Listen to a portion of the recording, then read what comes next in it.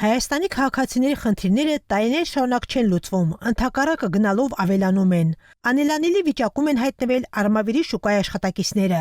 Մարդիկ ահազանգում են, որ առևտուր չկա, սակայն իշխանությունները օրեցօր ավելացնում են իրենց հարկերը։ Դավաճաններին է բոլորին լարելու ենք։ Շատ դժգոհ ենք, հեսա շուկայա նայեք, ով կա որ գոհ լինենք, մարդ չկա, վաճառողներից բացի ոչ մեկը չկա, հարկերներ մի գլուխ շատանում են ու շատանում են։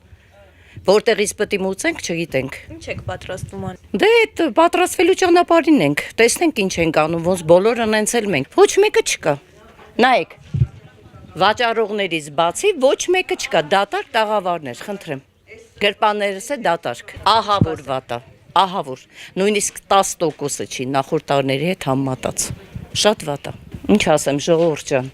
Հույսով, հավատով ապրում ենք։ Հույսով, հավատով։